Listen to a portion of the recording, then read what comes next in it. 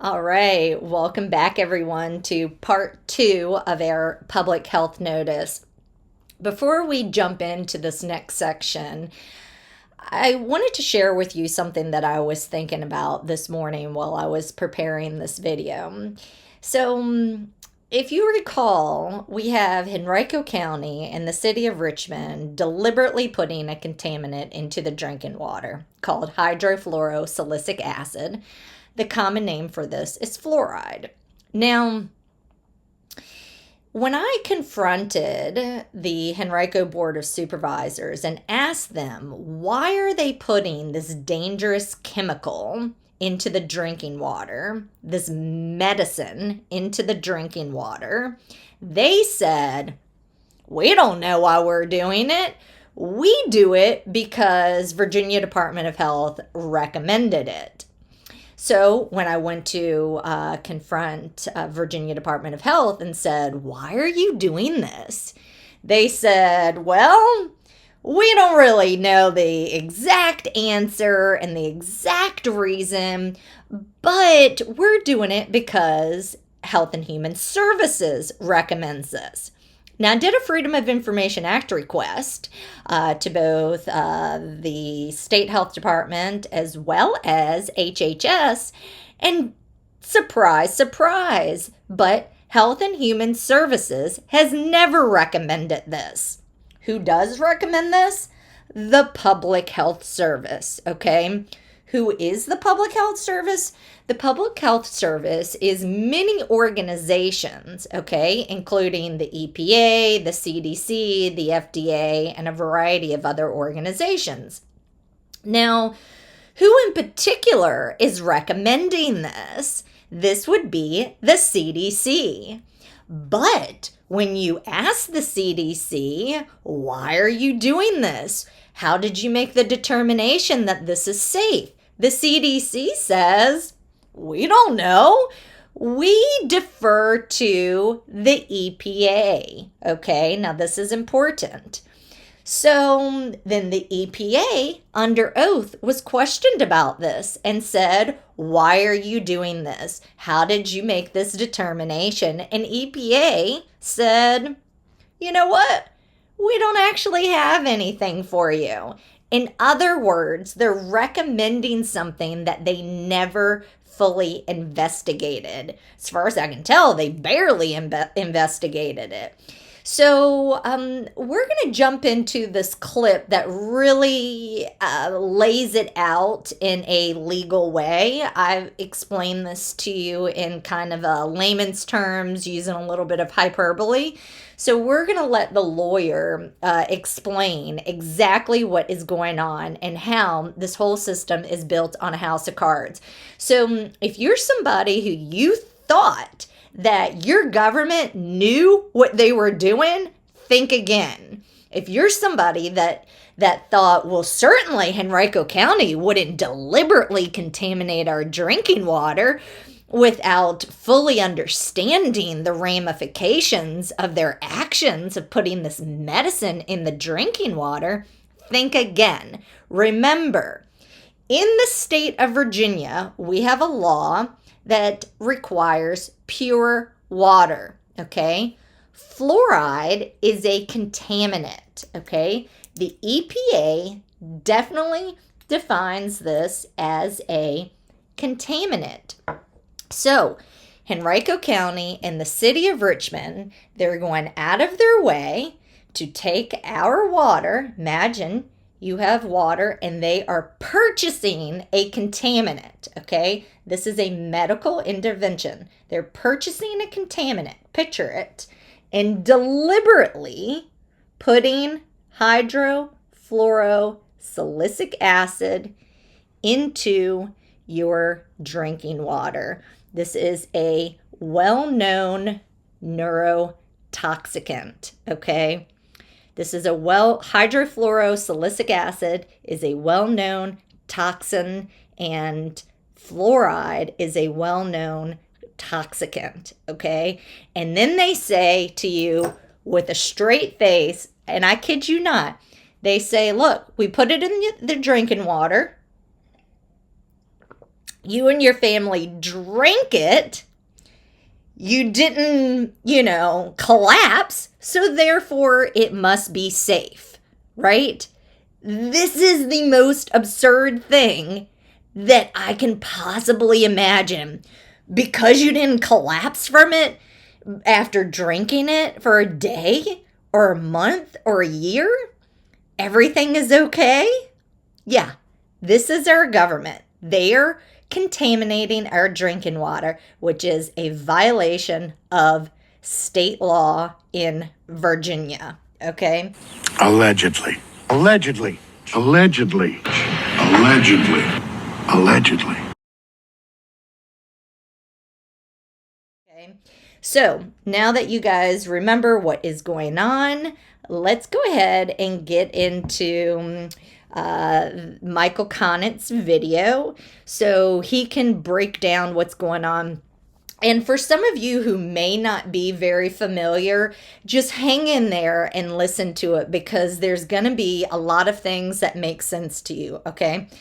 Everything might not make sense to you, but enough will. And if you hang in there and listen to it all the way through, you are going to be shocked, disgusted with your government, and just blown away. Okay, so I promise you right now we're gonna get into Michael Conant's video. Okay, so here we go.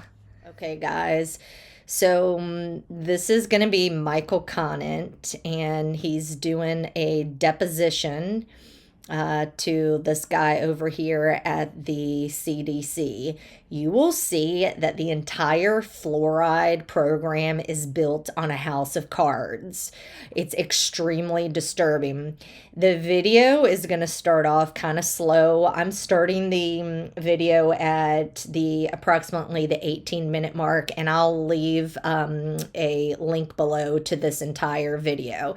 So it's going to start off just a little slow. Please stay with me, because you are going to see just how terrifying the situation is, and how reckless Henrico County, the Virginia Department of Health, CDC, and the EPA has been with our health. Okay, so I'll give some commentary as we move throughout the clip. We're going to start it again around the 18-minute mark, and I'm going to end it probably about at the 30-minute mark. So this is going to be a 12-minute clip, and it'll be extended for me to explain. Okay, so with that being said, here we go.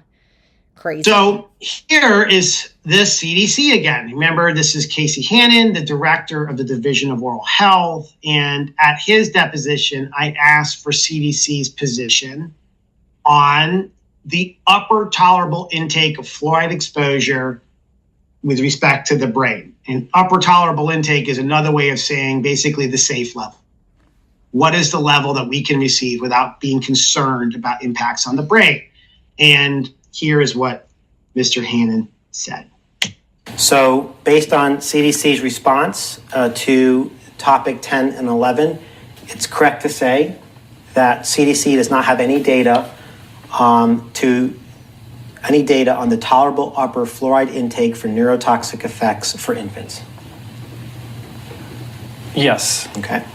And you see how the definition also includes toddlers. Mm-hmm. So CDC does not have any data on the tolerable upper fluoride intake for neurotoxic effects on toddlers. That's true. Okay. And you see how the definition also includes children? Yes. So CDC does not have any data on the tolerable upper fluoride intake for neurotoxic effects on children. Right. As stated in our response to the issue on 10 and 11, we don't conduct research ourselves related to tolerable upper fluoride intake. Again, that's under the jurisdiction of EPA's drinking water, and they set maximum and minimum containment levels about notifying people when levels are exceeded. Okay. And CDC, as you sit here today, is not aware of any data in the published literature that would define the tolerable upper fluoride intake for neurotoxic effects on children, for children.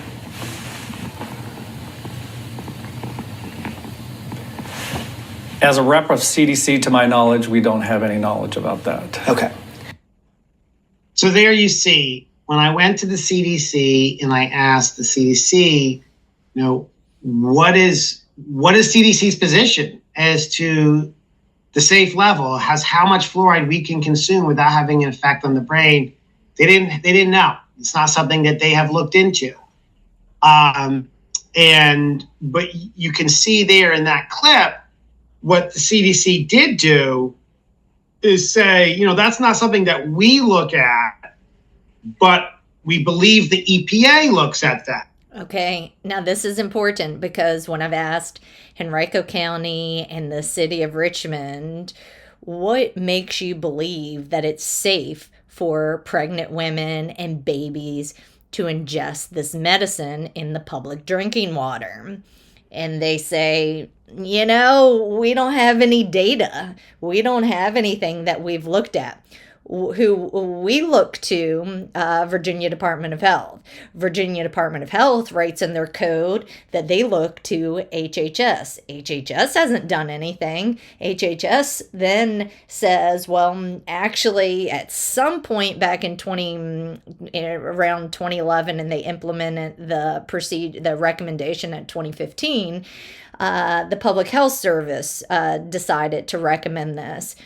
Who in particular decided to recommend this? The CDC. And who does the CDC look to? The CDC looks to the EPA, and the EPA says, wait a minute, we look to the CDC. So everybody does this, and everybody's assuming that somebody else knows what they're doing, and everybody's assuming that this is good. It's just assumptions upon assumptions upon assumptions.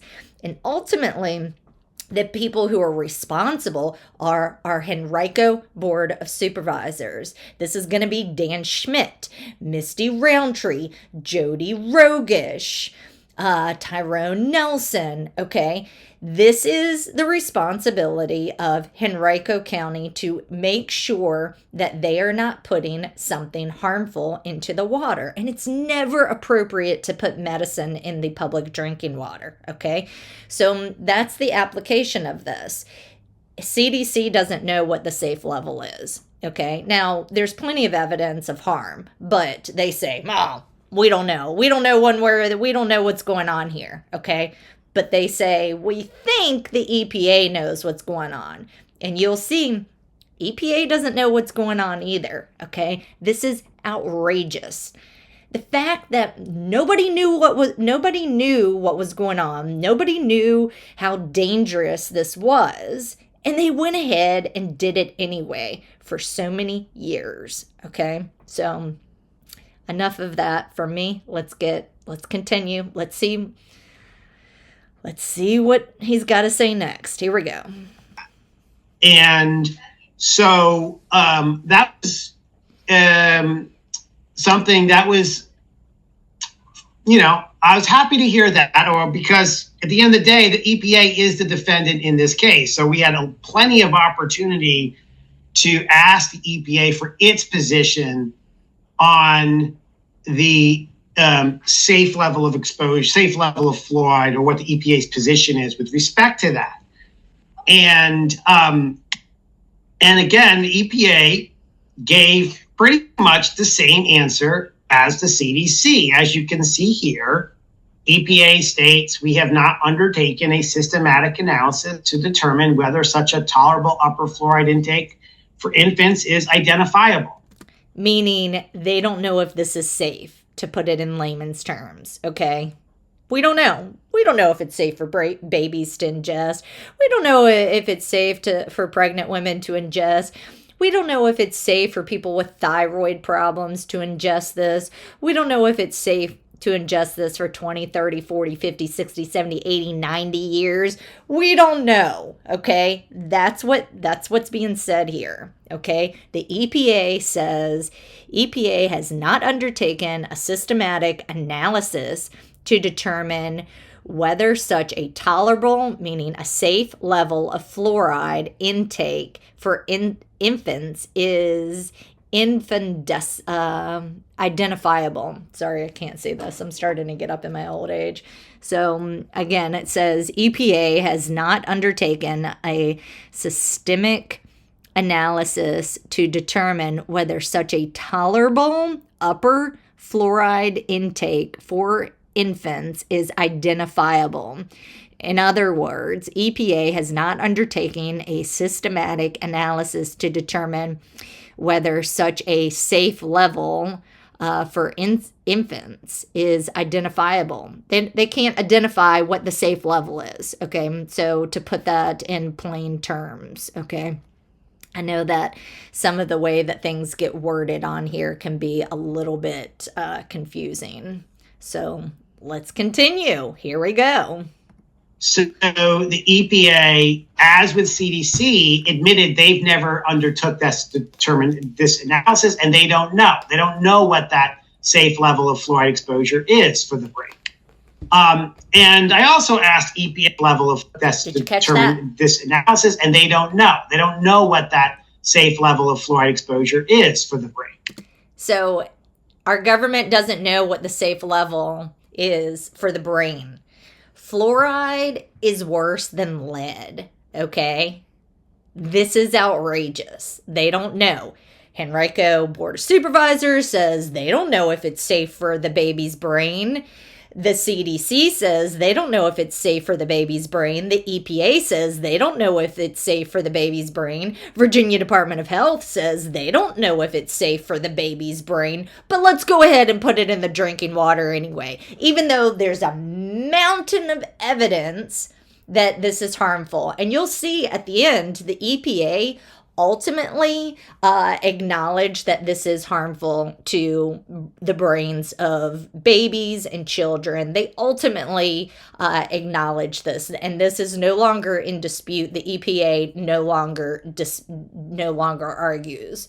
But yeah, this is outrageous. This is our government. And I also asked EPA like a lot of other questions that sort of get to the same point, including, asking about the known levels of fluoride that are circulating in the body of people living in fluoridated areas, and asking them if they had any data to show that those levels are safe for the brain. And EPA's position was, no, we don't have information on that. For example, we know that many pregnant women in fluoridated communities have more than 1 part per million fluoride in. I should stop it at that. He's talking about 1 part per million where this is harmful. In Henrico County, they're deliberately putting in 1 part per million of fluoride. So this is very, very relevant. Let me back that up with that in context. For those who may not know, the so-called optimal level is 0.7 parts per million. The EPA says under oath that the margin of safety is 0.15 parts per million, and he's going to talk about 1 part per million. So in Henrico, they're deliberately putting in a known contaminant at 1 part per million, and they're doing this secretly in Henrico.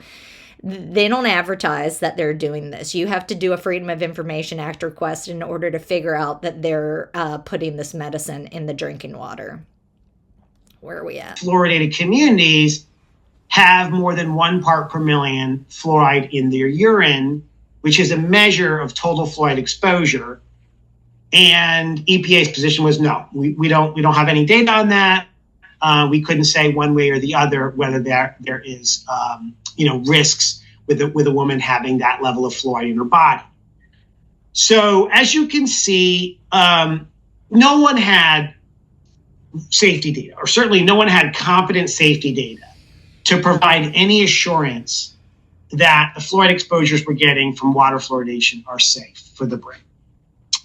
So I want to turn now and talk about something that I think very few people understand and appreciate. And I think it's a really important piece to understanding how we are where we are with water fluoridation, and the basis that the EPA has used to say that this is a safe practice, because I think you will see with what we're about to look at that the safety standards for fluoride in the US are incredibly crude, just incredibly crude. I think you're going to be surprised that this is what the government has been basing assurances of safety on in the past. And so let's look at some of this. This picture you see on the screen is of two men that have a disease called crippling skeletal fluorosis. Crippling skeletal fluorosis is a disease caused by one and only one thing, and that is fluoride, too much fluoride exposure over time. This is a very devastating condition. As you can see here, crippling fluorosis produces, among other things, crippling deformities of the spine and major joints, muscle wasting, neurologic defects, and compression of the spinal cord. If you have crippling skeletal fluorosis, you're in very serious trouble.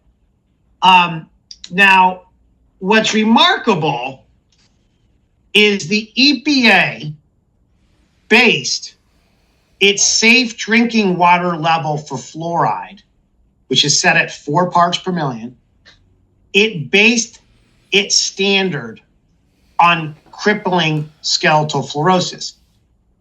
And specifically, EPA's premise was that crippling fluorosis is the critical effect of fluoride exposure.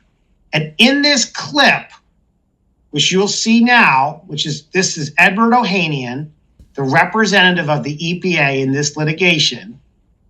He explains what the critical effect means. What does critical effect mean? So I'm going to play this clip. And critical adverse effect means the effect of a substance that occurs at the lowest dose, right? Correct. Okay.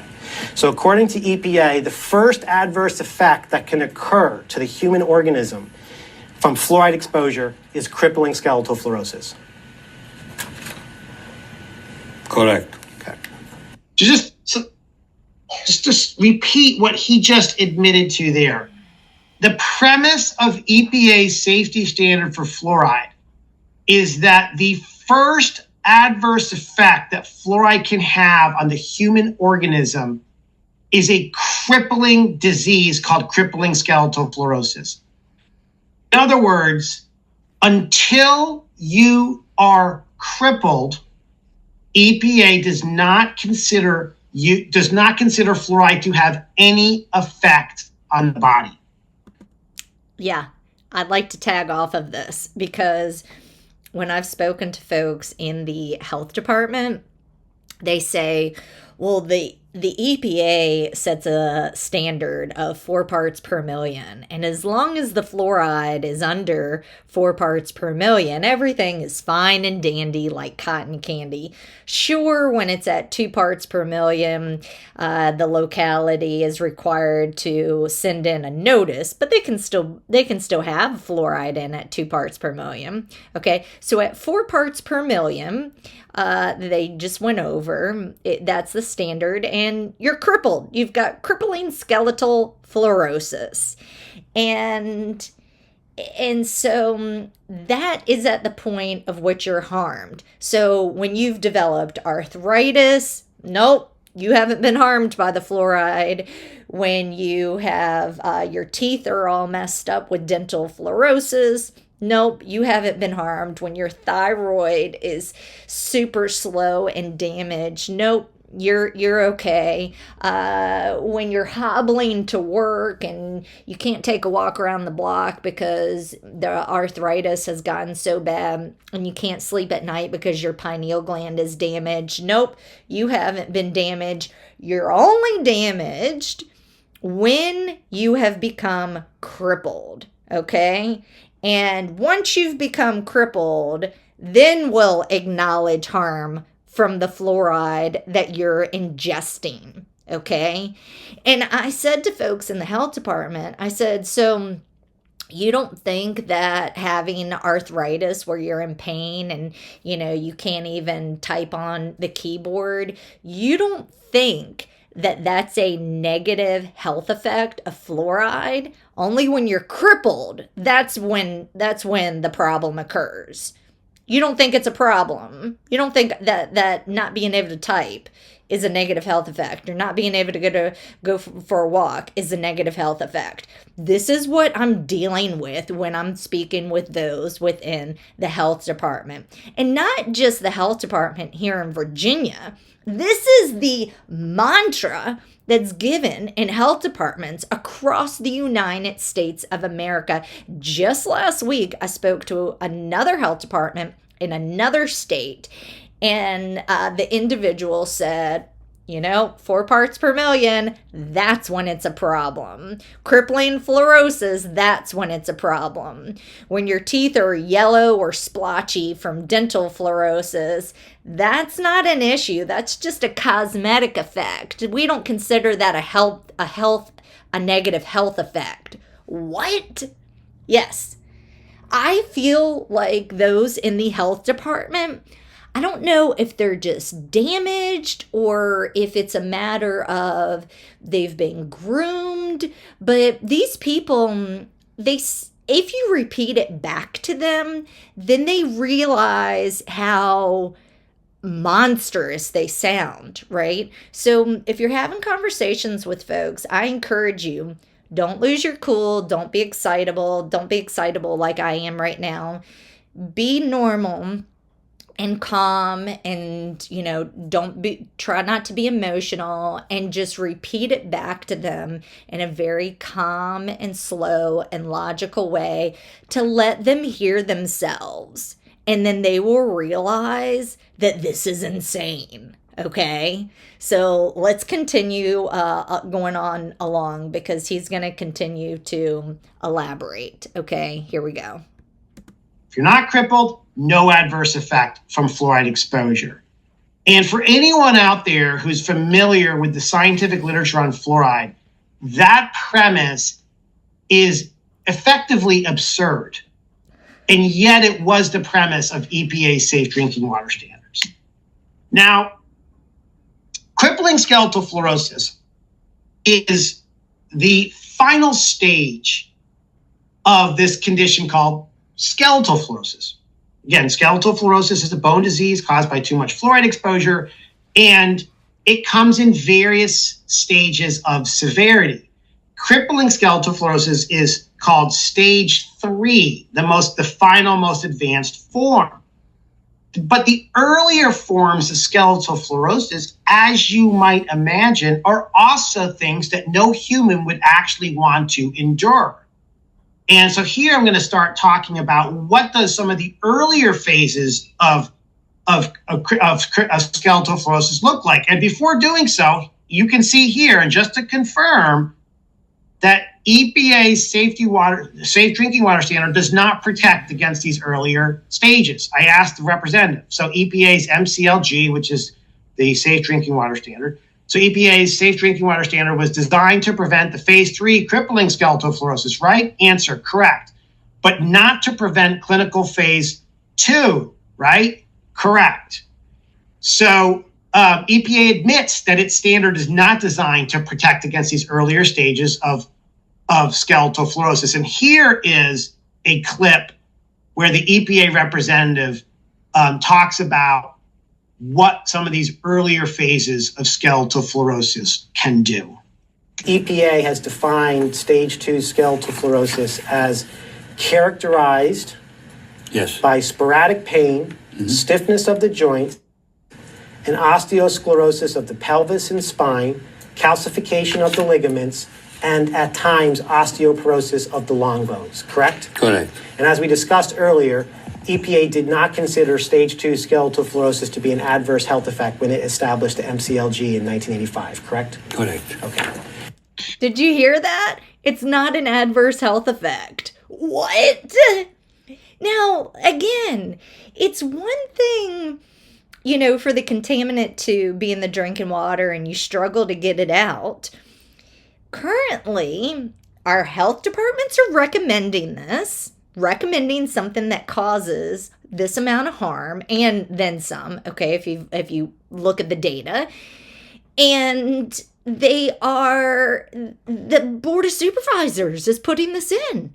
And I've sent them the information. They know this is harmful. They know it's harmful. And yet they continue. They continue because they say that somebody else recommends it, and then somebody else recommends it, and then somebody recommends it. And when you figure out who's at the end of that, which is the EPA is like, well, one, we don't really know what's going on. And two, we do recognize it causes harm, but we just decided that you're only really harmed when you have crippling skeletal fluorosis, like an adverse health effect of all of the other things that Michael Conant just listed. That doesn't count. Let me play that back just so you fully understand. Where the EPA representative talks about what some of these earlier phases of skeletal fluorosis can do. EPA has defined stage 2 skeletal fluorosis as characterized Yes. by sporadic pain, stiffness of the joint, and osteosclerosis of the pelvis and spine, calcification of the ligaments, and at times osteoporosis of the long bones, correct? Correct. And as we discussed earlier, EPA did not consider stage 2 skeletal fluorosis to be an adverse health effect when it established the MCLG in 1985, correct? Correct. Okay. So, stage 2 skeletal fluorosis, which EPA did not consider to be an adverse effect on human health, produces joint pain, joint stiffness, calcification of the ligaments, osteosclerosis, which is a hardening of the bones that has a tendency to cause brittle bone, and osteoporosis in the long bones. None of those conditions EPA found to be adverse to human health. And that, again, is one of the premises of EPA's safe drinking water standard for fluoride. So here is a condition called severe dental fluorosis. As with skeletal fluorosis, dental fluorosis comes in various stages of severity. This is the most advanced form. All right, we're going to end it there. We'll leave a link below. The grotesque image that you're looking at here of dental fluorosis, just in case some of you don't really know the whole reason why, one of the reasons why fluoride got put into the drinking water is a dentist went out and saw these images of people's teeth in Colorado and other places, but particularly in Colorado. McKay was his name. The last name was McKay. He saw these brown teeth and said, well, it kind of looks like they have less cavities, so let's go ahead and put it in the drinking water. That's what the government said. They said, who cares if people's teeth are brown? And this is what the EPA on record has said. Sure, people's teeth becomes brown, splotchy. At some of the milder forms, your teeth will be yellow. Your teeth will have splotches on them. And as you're exposed more and more and more, they become brown. And so the government said, we think it's appropriate to put this chemical, this medicine, into the drinking water and cause dental fluorosis because we think that it has a little bit of benefit to prevent cavities. And as it turns out, fluoride does make your teeth harder when you ingest it as a baby, right? But it also makes your teeth more brittle, more prone to cracking, which is why the pharmaceutical industry could never sell fluoride tablets to prevent hip fractures and bone fractures, because it makes your teeth more, it makes your teeth, it makes your bones more brittle. So anyway, I will leave it there. And like I said, I will leave a link below. If you would like to have pure water in Virginia, then that's free from medicine. And that our board of supervisors and City of Richmond, so they don't have the authority to deliberately contaminate our drinking water, please contact your legislators, okay, and email them.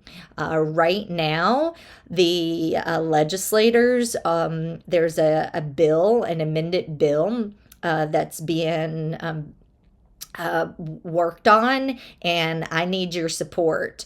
I will go over a video to kind of go over the bill and what you can do, but right now, what you can do, and this matters. Everybody matters. You matter. Do not let these people think you're helpless to your government, okay?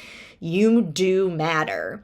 And I want you to Google who is your state representatives and email your representatives and tell them that you do not want fluoride in the drinking water, that you don't want the government to put any medicine in your drinking water, and that you would like to have pure water, okay?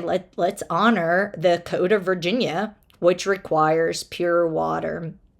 Okay, and we'll go over what the Code of Virginia, the legal definition of pure water is in Virginia. I don't have it in front of me in order to communicate that to you right now. So anyhow, that is it.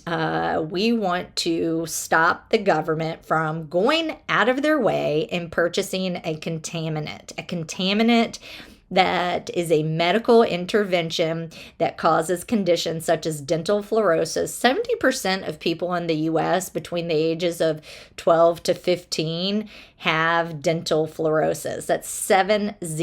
Okay. According to a NHANES study that was done, and the CDC published it. It could be worse now than it was before. They haven't updated it. So the last piece of information I had was it's been several years since that study was done, but that's 70%. Do you think Henrico County and the City of Richmond should be able to coerce you into ingesting this medicine and causing various levels of dental fluorosis, contributing to arthritis, contributing to bone problems, contributing to thyroid problems, contributing to problems with the pineal gland? This affects your heart. Anywhere where fluoride, the fluoride ion, right? You have fluorine. Anywhere where you have a fluoride ion, it is attracted to calcium. Okay, so your heart uses calcium. That means that the fluoride ion is going to want to attach to that calcium in your heart. Your brain uses calcium in order to do certain types of signaling. The fluoride is going to attract to it. So it's not just going to your teeth. It's going everywhere every time you drink it.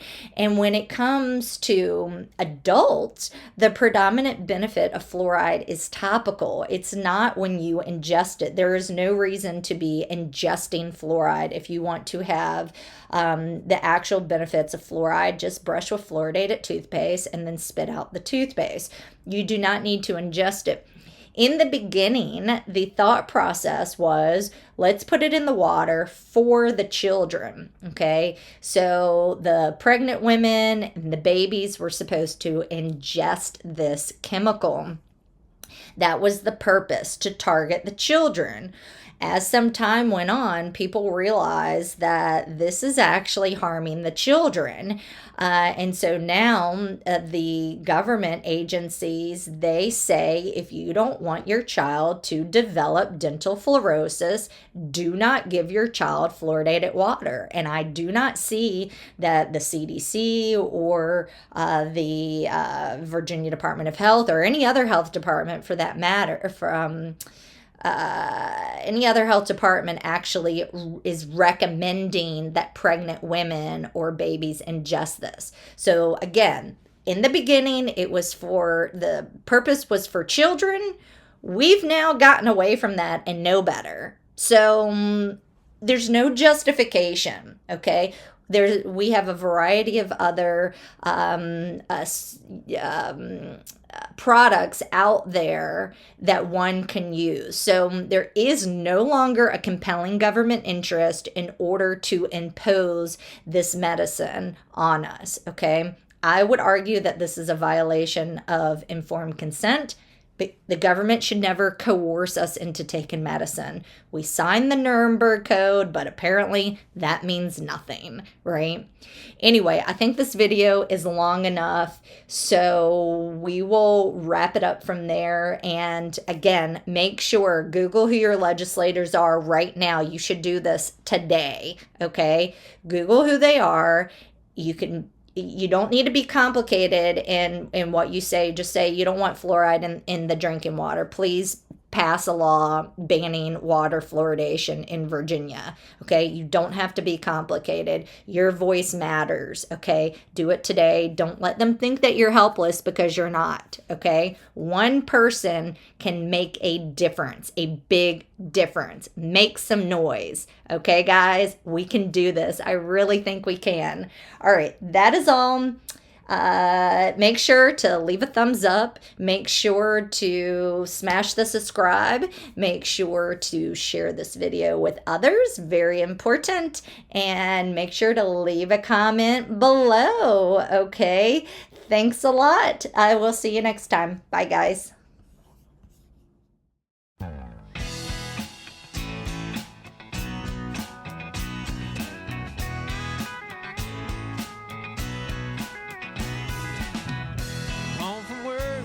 Switch the TV on, go to the fridge and grab a drink. Don't have to think about what's going on in the world. Spend the weekend at the lake. I often think about the freedoms that I have in this great land. I choose my clothes, my wife, my religion.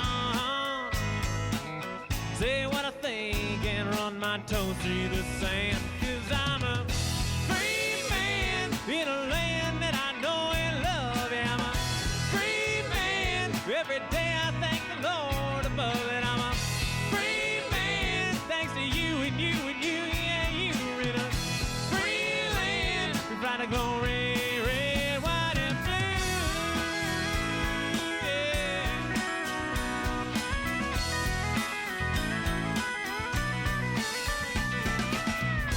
So many have died for the freedoms that we hold.